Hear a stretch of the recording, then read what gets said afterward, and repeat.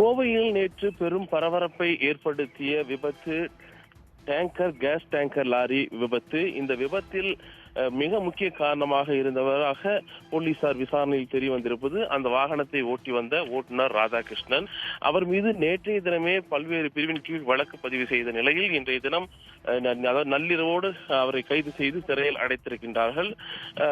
கேரளா மாநிலம் கொச்சினிலிருந்து பீளமேட்டிற்கு கேஸை ஏற்றிக்கொண்டு 18 டன் கொள்ளளவு கொண்ட கேஸை ஏற்றிக்கொண்டு அந்த டேங்கர் லாரியோடு ராதாகிருஷ்ணன் ஓட்டி வந்த பொழுது அவினாசி சாலையில் உள்ள உப்பிழிப்பாளையம் மேம்பாலத்தில் விபத்துக்குள்ளானார்.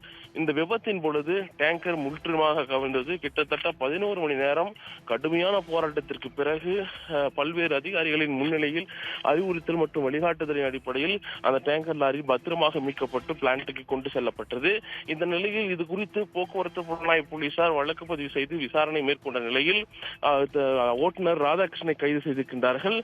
அதாவது BNS 110 மரணம் விளைவிக்கக்கூடிய விதத்தில் வாகனத்தை ஓட்டுதல், BNS 281 ஆபத்தான முறையில் வாகனம் ஓட்டுதல், BNS 324 வாகனத்தை அதிவேகமாக ஓட்டுதல், 9B வெடிபொருள் சட்டம், 23 பெட்ரோலியம் சட்டம், 8 R-W-15 சுற்றுச்சூழல் சட்டம், 184 மற்றும் 190 மோட்டார் வெஹிக்கிள் பாதுகாப்பு ஆக்ட் உள்ளிட்ட பிரிவின் கீழ் போலீசார் வழக்கு பதிவு செய்த நிலையில் நள்ளிரவோடு அவரை கைது செய்து சிறையில் அடைத்திருக்கின்றார்கள்.